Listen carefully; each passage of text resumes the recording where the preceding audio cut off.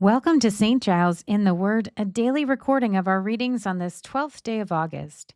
We will read Job 9 and 10 today from the New International Version. Let's begin. Then Job replied, "Indeed, I know that this is true.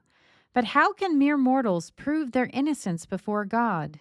Though they wished to dispute with him, they could not answer him one time out of 1,000. His wisdom is profound, his power is vast. Who has resisted him and come out unscathed?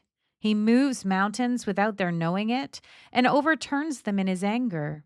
He shakes the earth from its place and makes its pillars tremble. He speaks to the sun, and it does not shine. He seals off the light of the stars. He alone stretches out the heavens and treads on the waves of the sea. He is the maker of the Bear and Orion, the Pleiades, and the constellations of the south. He performs wonders that cannot be fathomed, miracles that cannot be counted.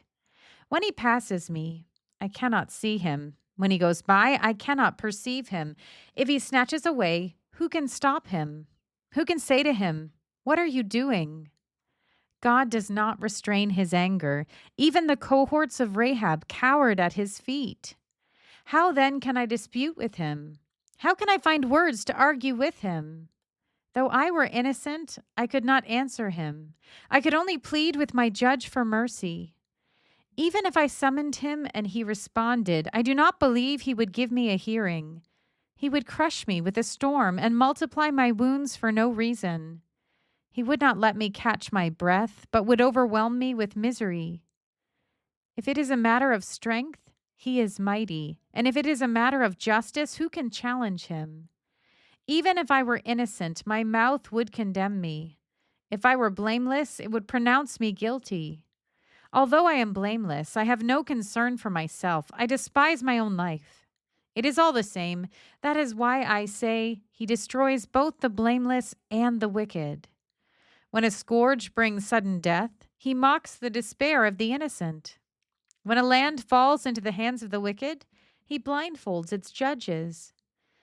If it is not he, then who is it? My days are swifter than a runner. They fly by without a glimpse of joy. They skim past like boats of papyrus, like eagles swooping down on their prey. If I say, I will forget my complaint, I will change my expression and smile, I still dread all my sufferings. For I know you will not hold me innocent. Since I am already found guilty, why should I struggle in vain? Even if I washed myself with soap and my hands with cleansing powder, you would plunge me into a slime pit so that even my clothes would detest me. He is not a mere mortal like me, that I might answer him, that we might confront each other in court. If only there were someone to mediate between us, someone to bring us together. Someone to remove God's rod from me so that his terror would frighten me no more. Then I would speak up without fear of him, but as it now stands with me, I cannot. I loathe my very life. Therefore, I will give free rein to my complaint and speak out in the bitterness of my soul. I say to God, do not declare me guilty, but tell me what charges you have against me. Does it please you to oppress me, to spurn the work of your hands, while you smile on the plans of the wicked? Do you have eyes of flesh? Do you see as a mortal sees?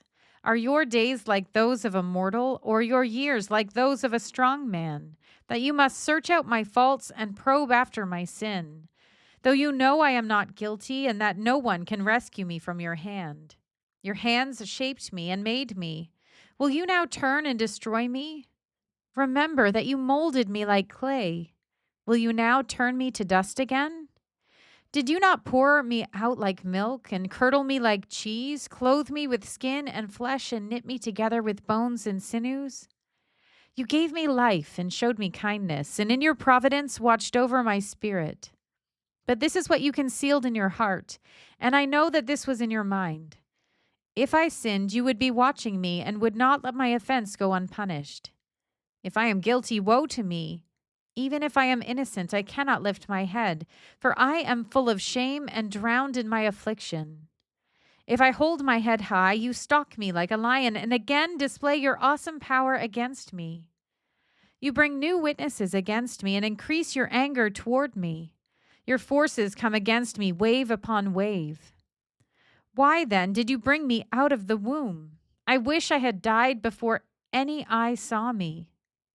If only I had never come into being, or had been carried straight from the womb to the grave. Are not my few days almost over? Turn away from me so I can have a moment's joy before I go to the place of no return, to the land of gloom and utter darkness, to the land of deepest night, of utter darkness and disorder, where even the light is like darkness. Here ends our reading for today.